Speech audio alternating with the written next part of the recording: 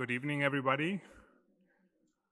Welcome to tonight's program on the diary of Anne Frank. My name is Markus Krah. I'm the director of the Leo Baeck Institute here in the Center for Jewish History.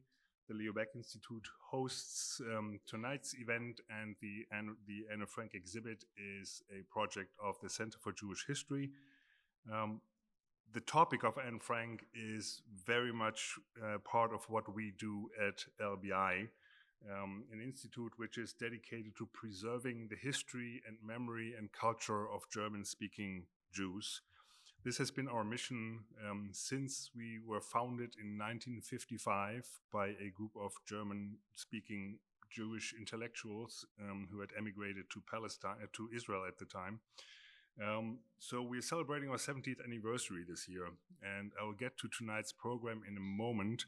But I want to invite you to explore more of what LBI has to offer, not just in our anniversary year, but beyond this. We are a research archive and library with tens of thousands of family collections. Much of what we have collected has been digitized and is available online for anybody who has internet access. So if you're interested in a topic or in a place in German Jewish history, I invite you to check out our website and use the search function, and I'm sure you will find something in the treasure trove of archival documents and objects that we have collected over the past 70 years.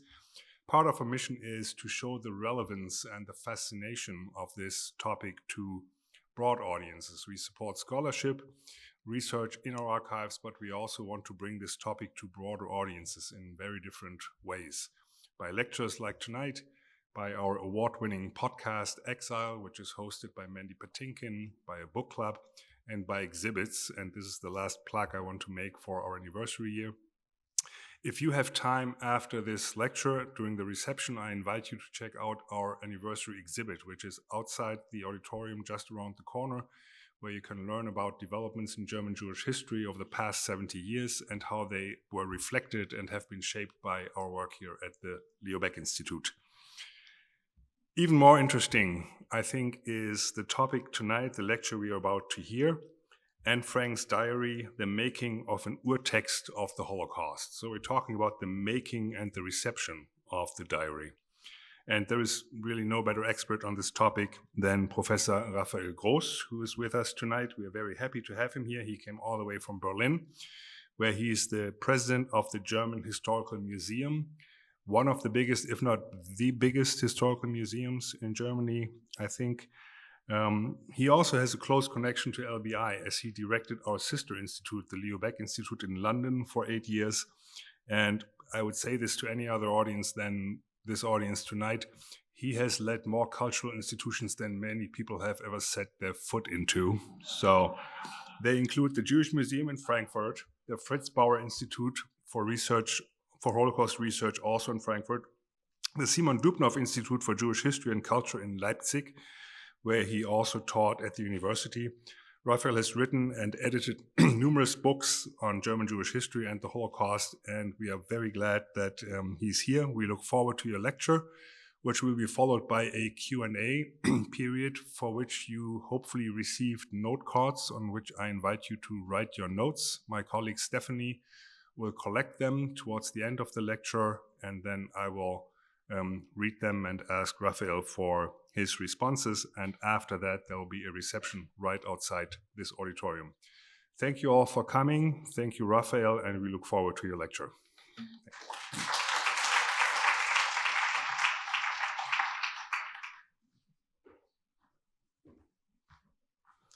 Good evening. Many thanks, Markus, for your kind introduction. That sounded also a bit frightening. And many thanks to the Leo Baeck Institute for inviting me. Also see Billy Weitzer here, the former director. So I'm very glad to see both of you and the audience. And now I hope that the technique will work, and I will start immediately.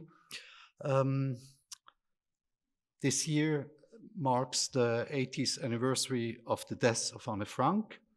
The first edition of her diary was published 70 years ago, and to this day it can be said that the worldwide impact of the Jewish girl and her writing shows no sign of abating. The streams of visitors to the Anne Frank house in Amsterdam remain constant. The cinematic explorations continue. Most recently, in 2021, the animated film by Israeli filmmaker Ari Folman, Where is Anne Frank?, was shown in cinemas and received numerous awards. And the literature on Anne Frank finally attracted international attention in 2022 when Rosemary Sullivan presented her cold case investigation into the betrayal of the Frank family. However, her claim that the Jewish notary denounced the Franks proved to be untenable. The Dutch publisher stopped the reprint and the book disappeared from the public eye as quickly as it had hit the headlines. These are just a few highlights of a unique history. How can this impact be explained? Now, the best known photo of Anne Frank is probably the one that shows her as an author, the dark-haired girl sitting at her desk in front of a book. The young author has left behind hundreds of closely written pages in poetry album, 2 notebooks, and 3 folders. They read in large parts like a timeless coming-of-age story. If it weren't for the closed-off world in the rare annex of Prinsengracht 263 in Amsterdam, under constant threat from the world outside, which is dominated by the German occupation and the hunt for Jews in the years 42 to 44. The last sentence Anne Frank wrote in her diary on August 1st, 44, on the inside cover of the notebook, is not printed in most of the published diaries. I quote, "Sois gentil et tiens courage." Be kind and keep courage. 3 days later, on August 4, 44, at around 10 a.m., when the Ordnungspolizei raided the building on the Prinsengracht, her kindness, whether it was genuine or just part of her much longed for good side, could not save her. Nor could her courage protect her from what was to come. Anne Frank and her sister Margot died in Bergen-Belsen, probably in March 45. Anne Frank's deportation, the murders in Auschwitz and Bergen-Belsen, and Anne Frank's death are not part of the diary. Nevertheless, the image of Anne Frank emerged as an innocent victim of the Holocaust, with whom people worldwide could identify in a positive and emphatic way, especially non-Jews. Throughout this identification, the diary led to the first confrontation within the Jewish catastrophe, and it became an early Urtext for dealing with the murder of European Jews, long before it was discussed as the Holocaust or Shoah. At the same time, Anne Frank and her diary embodied a commitment to universalist values from the very beginning.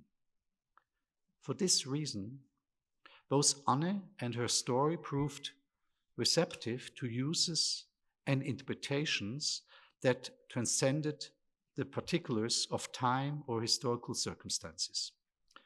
The unique international dissemination of the diary is perhaps almost as remarkable as the text itself. Between 2014 and 17, Martin Vergelder and I organized workshops to discuss new research on the international reception history of Anne Frank. In this context, an edited volume has been produced that looks at 9 countries in Western and Eastern Europe, Israel, and overseas. Today's lecture is based on the introduction to this volume, which Dougie Knelson and I have prepared, but which has not yet been published. In this context, I have taken a closer look at Otto Frank. I have already spoken about his extensive role here at the Leo Baecker Institute in 2018, and today I would like to revisit my central thesis in a condensed form, as they will serve as our starting point today. Otto Frank's editorial revisions of his daughter's writings provided the essential impetus for the early international distribution of the diary.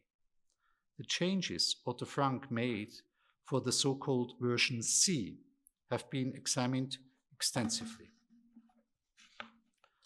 The first, most intensely in the critical edition published by the Dutch State Institute for War Documentation, which appeared in 1986 and compared Anne Frank's original notes with Otto Frank's edited version C, word for word, so to speak.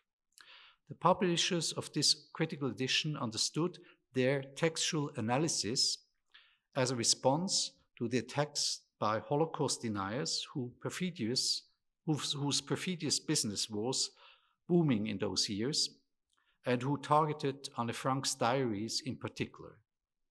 I'm less concerned with Otto Frank's textual interventions than with his intentions and his significant role as a pioneer, indeed as a historical figure, who, by publishing his daughter's diaries, made the Holocaust known to the non-Jewish world at a very early stage in 1947.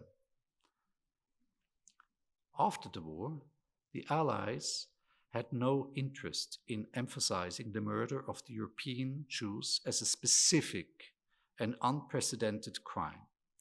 In the Nuremberg trial against the major war criminals, there was no separate charge regarding the cross-border European-wide Holocaust crimes. And even in the follow-up trials conducted by the Americans, only individual crime complexes were addressed, such as the murders committed by the Einsatzgruppen. Similarly, the persecution and murder of the Jewish population in the occupied countries was not recognized, let alone publicly discussed. In those countries, after the war, all of those countries preferred to focus on the suffering of their respective majority societies rather than the criminal committed against European Jewry. Just how marginal the Holocaust was in the early post-war years will be evident in an upcoming exhibition at the German Historical German Historical Museum. We will discuss some of the first exhibitions that dealt with the violent crimes committed during the war and under German occupation in the years 1945 to 48. Such exhibitions were initiated throughout Europe, in both East and West, and attracted hundreds of thousands of visitors. They were a reflection of post-war Europe's attempts to come to terms with the recent history of violence in the context of the political upheaval and the reorganization of Europe. The Holocaust was only mentioned in passing, if at all, in these national narratives. The first exhibitions about the Shoah were organized by Jews. One in 1947 in the Jewish DP camp Bergen-Belsen, another one, 48, in the Jewish Historical Institute in Warsaw. And they gained attention almost exclusively from Jewish audiences. For the majority of European societies, the Holocaust remained a particularly Jewish matter until the 1960s. This was the situation in which Otto Frank operated when he pushed for the publication of his daughter's diary. The first requests for publication were all rejected. Publishing a teenage girl's diary as a document of the German occupation and the persecution of the Jews seemed absurd in itself, too personal, too intimate, not for publishing. Otto Frank did not give up. In 1947, Het Achterhuis appeared by the small Dutch publishing house Contract. In 1950, the German edition followed. The sequence of publication already suggests a competition for interpretation that has not been completely resolved to this day, namely whether the diaries of the German-Jewish Anne Frank, who had grown up in Amsterdam since the age of 5, belonged to German or Dutch history or literary history, respectively. However, the very specific publication history of the diaries in Germany seems to me to be central to the early dissemination of the diaries. Otto Frank's intentions for publication cannot be understood separately from his formative self-image as part of the German-Jewish educated bourgeoisie, whose history in the 19th and early 20th century George Mosse summarized in his book German Jews Beyond Judaism. Otto Frank's values and ideals of self-cultivation continued to exist for him even after 1945. He was interested in what Germans, especially young Germans, knew and thought, in the clear awareness, how he saw it, of how much Germany had changed since the Nazi era. That is why Anne's diary could reach Germans. It should educate and not repel. This attitude of the German Jew Otto Frank was expressed in some changes he made to the German edition of the diary. The book should not contain any angry anti-German words. Among other things, Anne Frank's categorical statement, I quote, "And besides, there is no greater enmity than between Germans and Jews," was anonymously changed to, "And besides, there is no greater enmity than that between these particular Germans and the Jews." It was precisely this differentiation that was essential, because this was the common ground on which Otto Frank met the West German society of the 1950s, even if their backgrounds and motivations were highly different. The universalism of the young Anne Frank, in all its interpretations, served as a link in this encounter. It was also symptomatic here that the bridge that universalism seemed to create between Otto Frank and German society offered the latter a welcome sense of relief from the burden of guilt. This misunderstanding was most clearly expressed in the elliptical way in which the famous sentence "fragmented" was handled, which stands worldwide for the unshakable universalistic message of Anne Frank, quote, "Despite everything, because I still believe people are good at heart." End of quote. Anne wrote this sentence in July 1544. It is part of a longer entry on this day. It covers the familiar topics that run through the diary. Finally, in the last comparatively short paragraph, she addresses the circumstances and inner states of the people hiding in the secret annex and the outside world. Anne laments a lack of ideals, dreams, or beautiful expectations. And when these do arise, they are immediately destroyed by the most horrible reality. And now she writes, "Nevertheless, I hold on to them despite everything, because I still believe people are good at heart." The entry concludes with a dark scenario, the outside world that will turn into a desert, the ever louder rolling thunder that will also kill us, she writes. The suffering of millions of people. 3 entries later, on August 1st, 44, the diary ends. The words, "despite everything," which Anne Frank used to refer to the catastrophe in the outside world, was deleted by Otto Frank. He bypassed the mass murder, so to speak, in order to focus on Anne's universalism, which he considered an elementary building block for the repair of the German-Jewish relationship after 1945.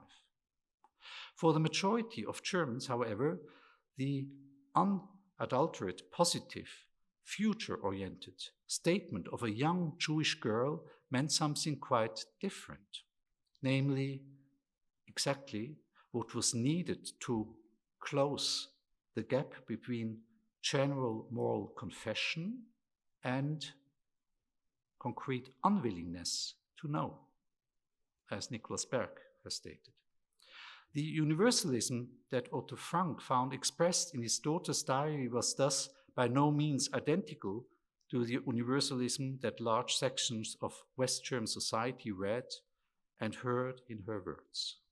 Overall, the explosive popularity of the diary can be attributed to the multi-layered, effective connection between Otto, Frank, and a West German society fixated on defending itself from guilt. In 1952, translations of the secret annex had appeared in France, England, the US, and Japan. The English translation of the diary, published in the US in 1952, started a new phase of dissemination that would include extremely successful film and theater adaptations. In 1955, the play The Diary of Anne Frank by Francis Goderich and Albert Hackett premiered. 3 years later, in 1958, the play was performed on stage in 20 countries, and The Diary of Anne Frank had been published in 17 countries with a total print run of more than 3 million copies. In March 1959, the film adaptation The Diary of Anne Frank by George Stevens was released in cinemas.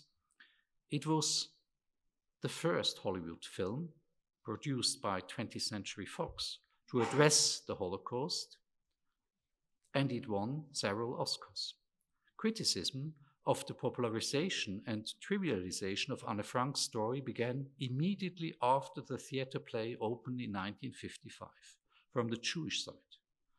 Commentary, Algen Belif, saw the play as the staged metamorphosis of Anne Frank into an American teenager. Even more sharply, like always, Hannah Arendt later understood the admiration for Anne Frank as, I quote her, phony and highly unpleasant, cheap sentimentality at the expenses of great catastrophe. More well known than the contemporary criticism of Anne Frank is the debate among Jewish intellectuals 3 decades later in the 1990s, which took place under completely new conditions. The Holocaust had become a topic of discussions in the mass media since the airing of the American television series of the same name in the late 1970s. In 1990, with the end of the Cold War, Holocaust research intensified and critical examination of media, culture, and artistic representations of the Shoah set in. At this turning point, when the Holocaust was completely repositioned, the impact of the Anne Frank diaries was perceived as a seismograph for the extent to which the murder of the Jews of Europe was becoming a universal moment that was increasingly detached from historical events. To what extent did the universalization of Holocaust remembrance dissolve its specific historical essence, namely that the Holocaust was directed against Jews? Alvin Rosenfeld began by stating that the collective symbol of the Holocaust, Anne Frank, has disintegrated into universal interpretations and a predominantly critical Jewish reception. The very qualities that made Anne a powerful symbol, he claimed, made her meanings adaptable, just as the term Holocaust was interpreted in many different ways. And it was still anyone's guess how those meanings and interpretations would change in the future, according to Rosenfeld. In her well-known essay, Who Owns Anne Frank?, Cynthia Ozick comes to a more drastic conclusion. She argues, in 1997, that the interpretation of Anne's diary in the United States produced, and I quote her, a universal obtuseness that flew in the face of the grim recognition of Auschwitz and Bergen-Belsen.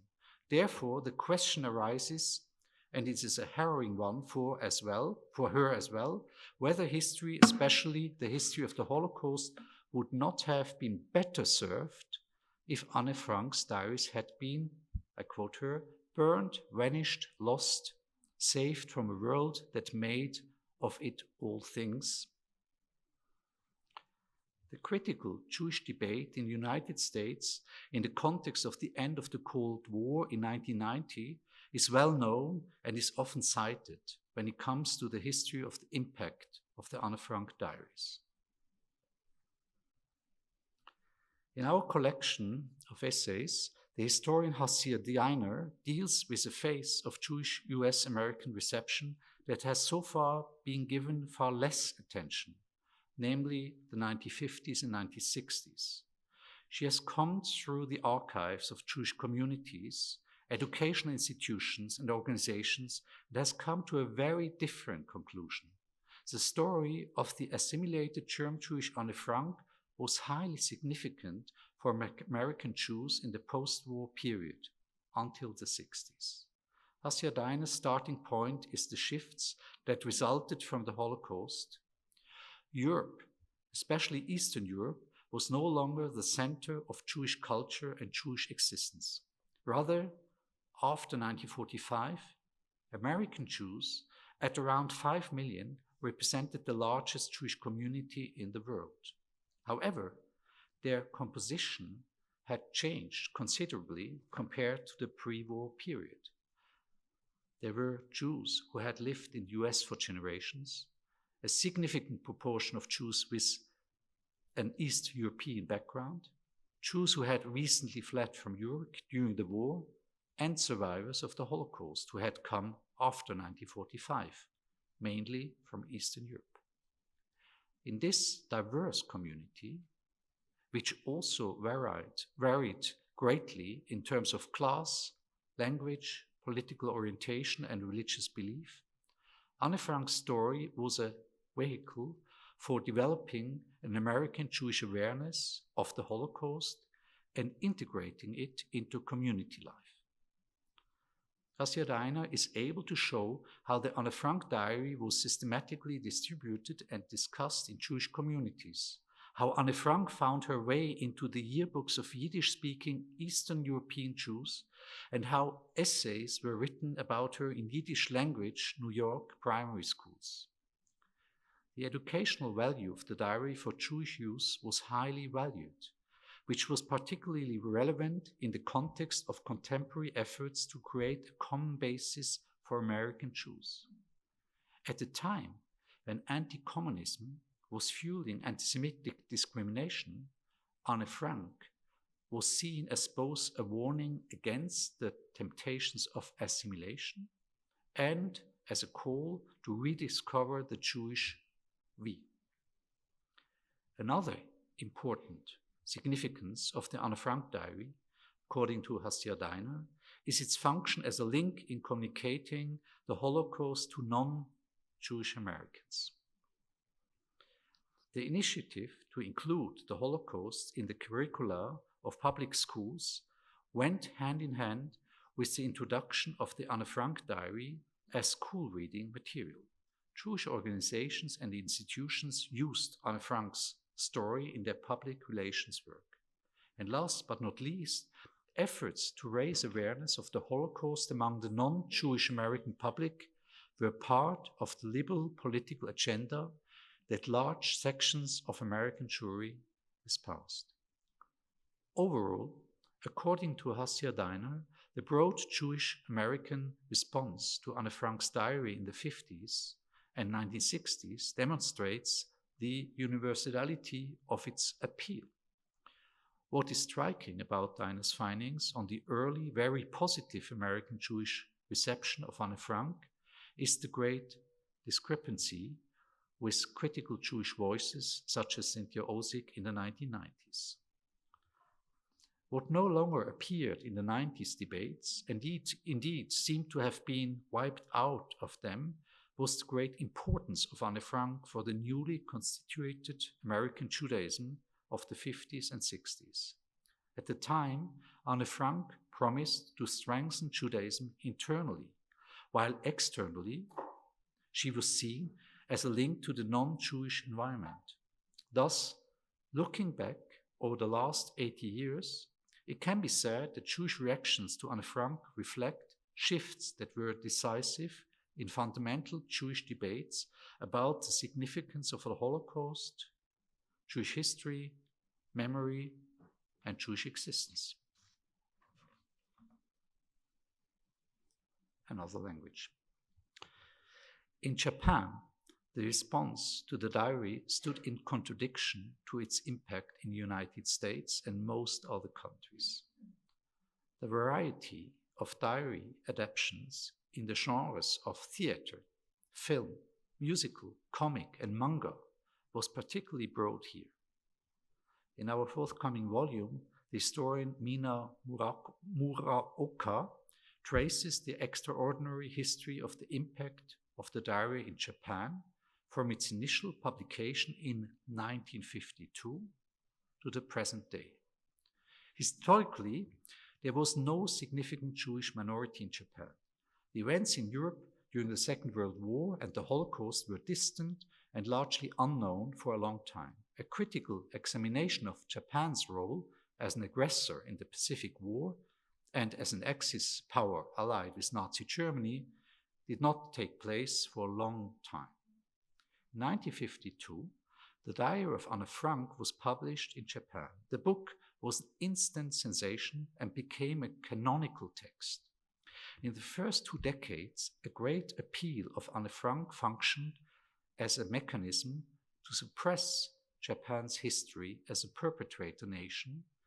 In this phase, she primarily embodied symbols of universal validity.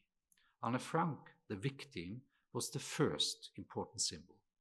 This was based on Japan's powerful perception of itself as a victim of the recently ended American occupation. The second symbolic figure was Anne Frank, the ambassador for peace and humanity. This figure resulted from the pacifist re-education measures of the Americans, which had a lasting impact on the Japanese education system. Both symbols were reflected in the diary's editions and in various ways in Japanese society. The title of the first edition in 1952, A Light Ever So Fragile, The Diary of Anne, focused on the fragility of the victim.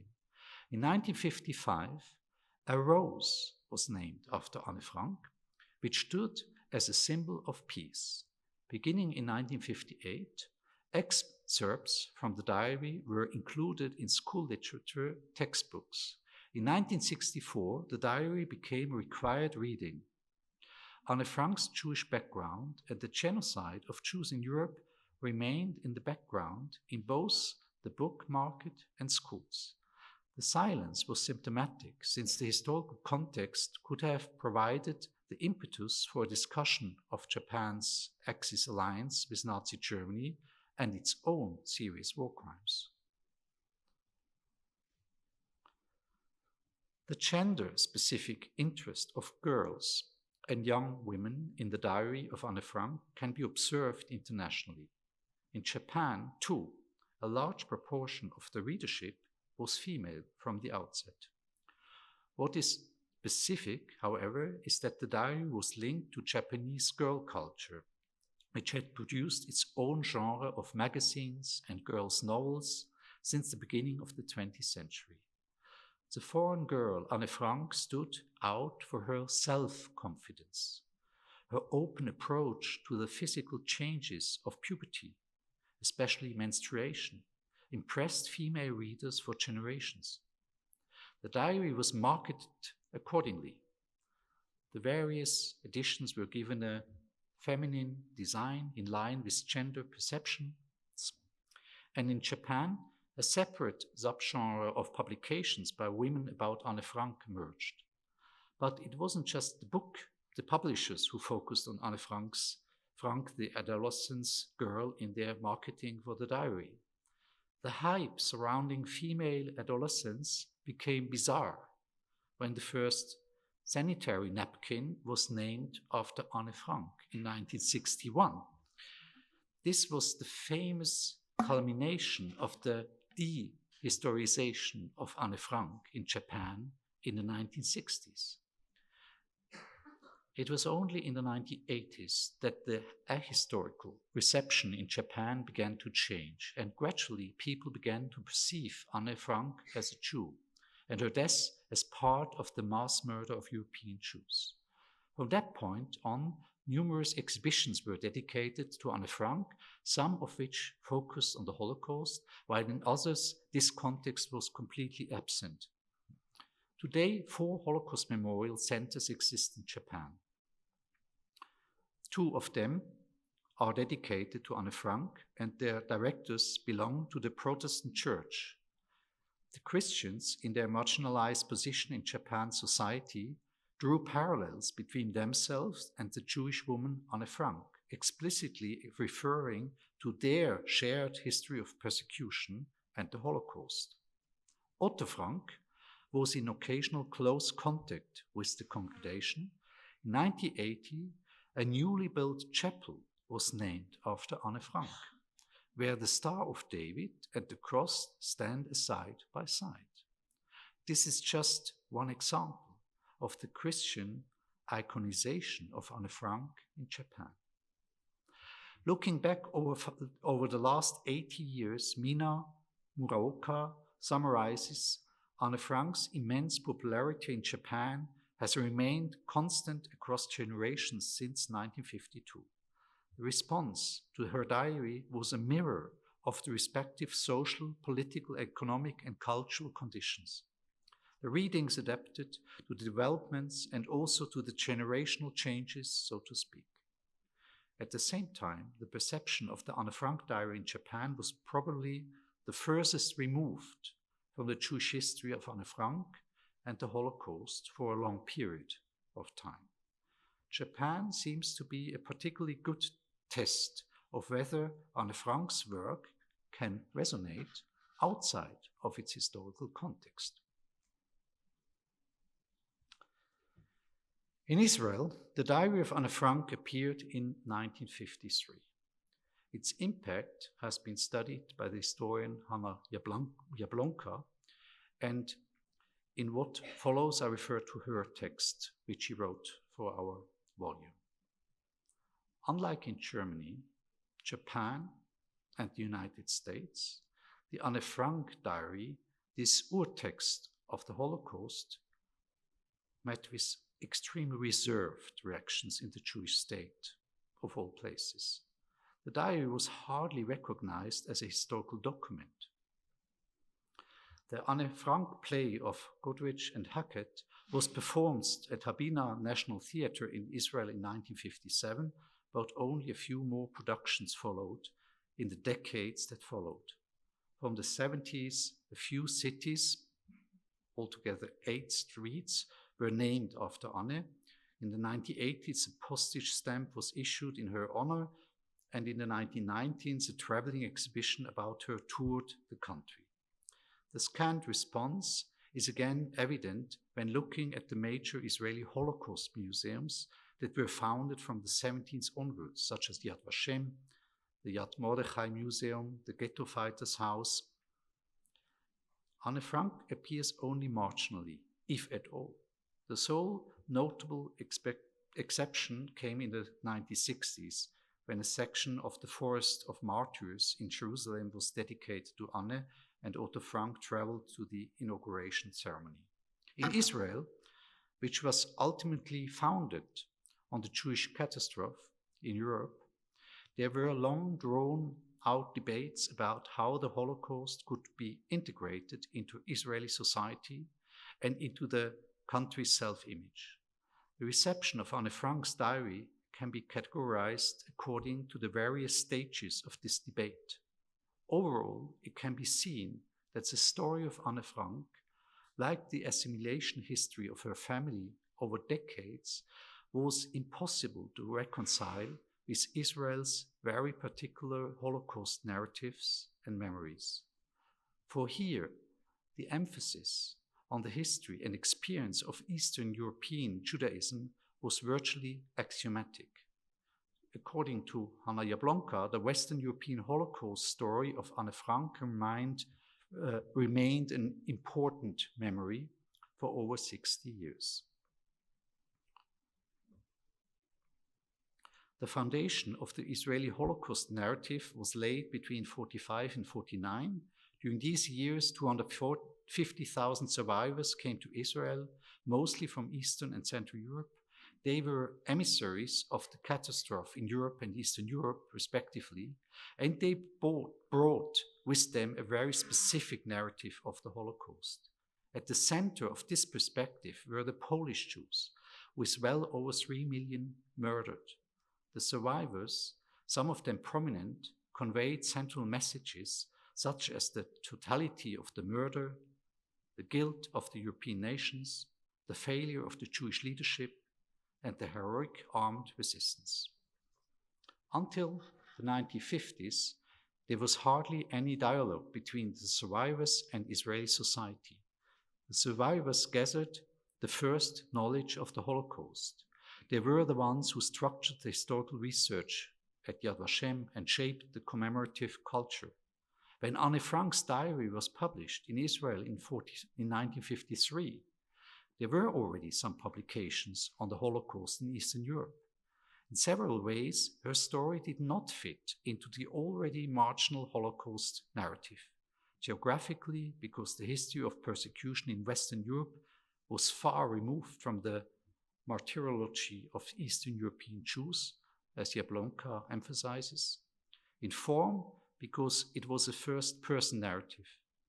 And in content, because the diary offered no Zionist ideological basis. Anne Frank's Jewish identity seemed vague, and the failed hiding place in Amsterdam could not be connected to the spirit of revolt. It was only about 60 years after the publication of the diary in Israel that the distance to Anne Frank was broken down somewhat more fundamentally.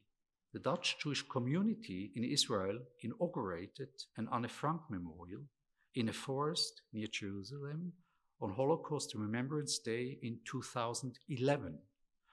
Only now had Anne Frank been included in the national Israeli canon of remembrance as a Dutch woman, or rather as a member of the Dutch Jewish community.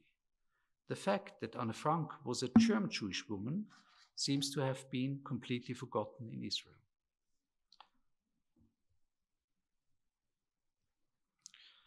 Come to an end. At first glance, the enormous global impact of the Anne Frank diary appears to be a straightforward and almost uniform success story. The more closely one looks, as we have done in our edited volume, and I tried in this kind of presentation out of it, one sees that the icon Anne Frank, whose image is at least as powerful as her written work, has taken on very different meanings. What also becomes apparent is how differently the reception has progressed over the decades, along with the political circumstances, the politics of memory, the specific perspectives of the majority societies and the Jewish diaspora. As different as the interpretations, reinterpretations and metaphors of Anne Frank's work were, as universalizing as its reception and adaptation were, we can say today, 80 years later, that the various forms of dehistoricization have not supplanted the Anne Frank's diary as the Urtext of the Holocaust. Thank you.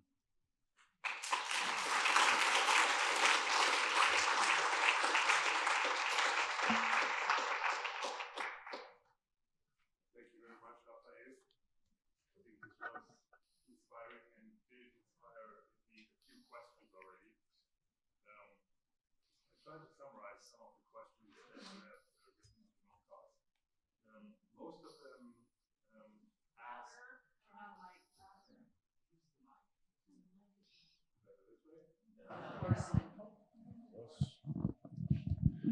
I will. No. Now, here we go. Okay, thank you. So most of the questions ask in different ways about how the impact or the success of Anne Frank's diaries can be measured. And one question is, how successful were book sales in the 1950s and the 1960s in Germany? And I would add to that question, maybe for comparison's sakes, if you know or have figures for other countries, if that is an indicator that is of relevance to the reception of Anne Frank's diary. Yes, that's an important and tricky question. We do not have the numbers of all the sales in all the countries because sometimes publishers are very open about it. Sometimes they see it as a secret.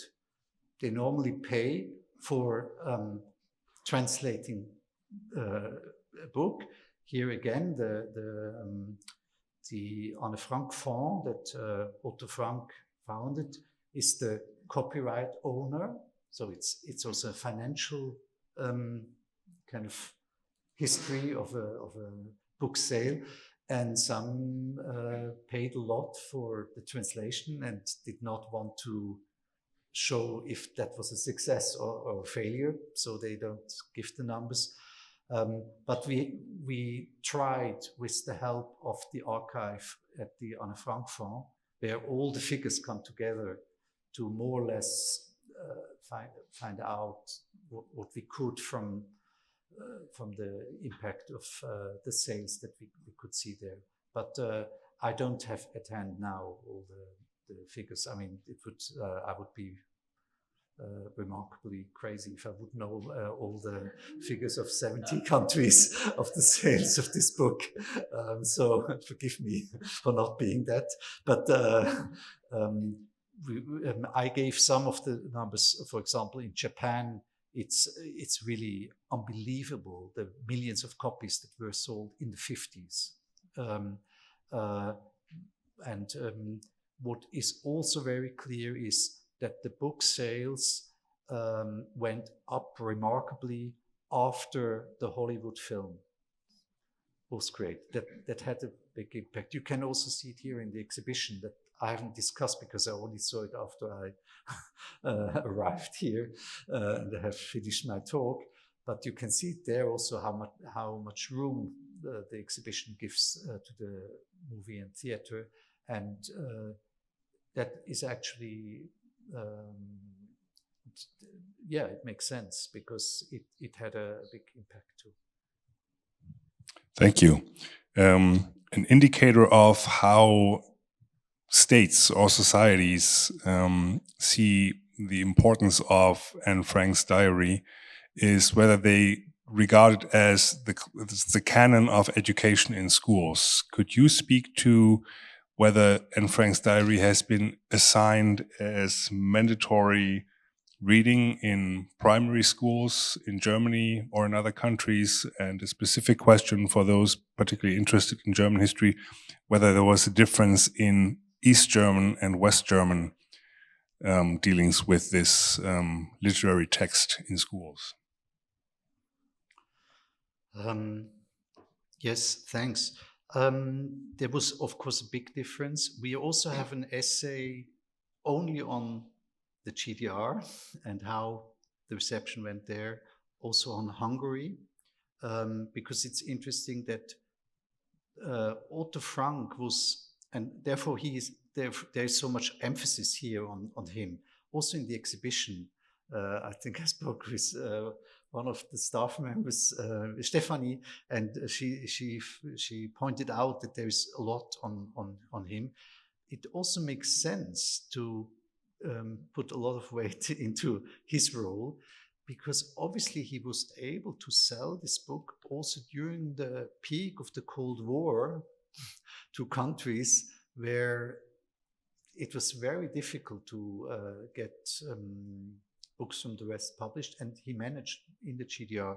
I also don't have the figures, and they were, in a way, that is maybe something that is true for all those countries. There is not one kind of steady way that the diary is consumed, read, disseminated, but there are always peaks and then it goes down again. I would also think, I mean, today we have so many other approaches to the Holocaust that I think it's very difficult to understand the importance of the book in the 50s. I think it's nearly impossible for us to understand why this was really such an important source for Germany and also for Holland. I mean, for Holland in 1947, there was really not much that was there. But yeah, I don't have the exact figures. I have shown. I mean, in Japan, it was made kind of official part of the curricula. In Germany, as some of you know, culture and schools are not something that is organized by the federal republic, but it is something of the Länder, of the counties. And they have very different ways how they decide what is in the school books or not. That would be, I think, yet another study to look at this, which we, of course, haven't done. Thank you. I think we have time for one more question, so maybe that's two questions. So,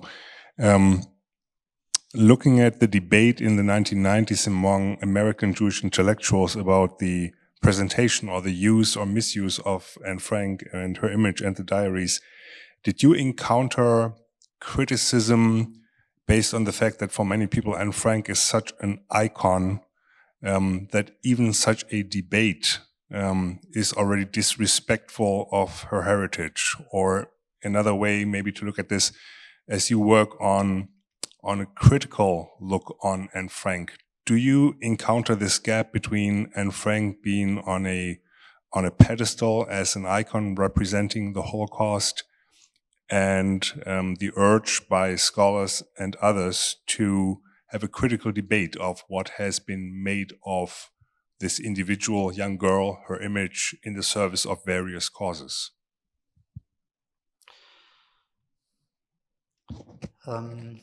I think in 2 days you have this panel discussion here about the Leo Baeck Institute, and maybe that gives me a chance to say a word about the role of the Leo Baeck Institute. Is from the beginning, from 1955 onwards, as I always saw it, and still see it, as an institute that writes German Jewish history in a, not from a religious perspective, even so the name would suggest, which actually was a problem or still is a problem for the institute, that doesn't have a specific religious perspective, but it has the name of a rabbi on it. But it always saw itself as a kind of,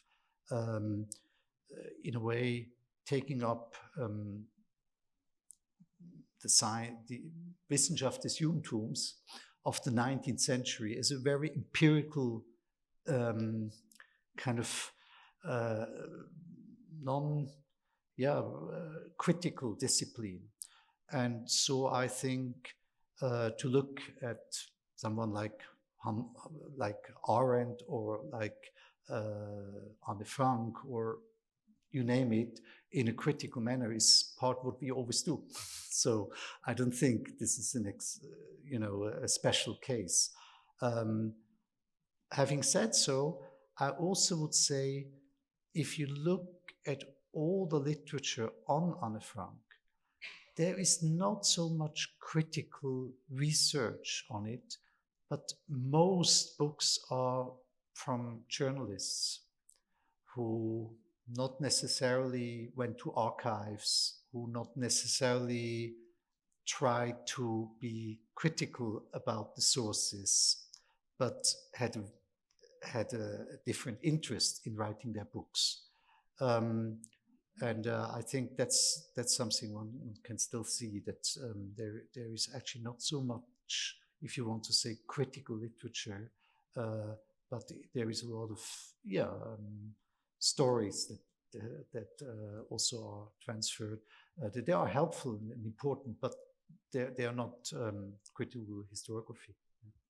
But so far I have not felt that there was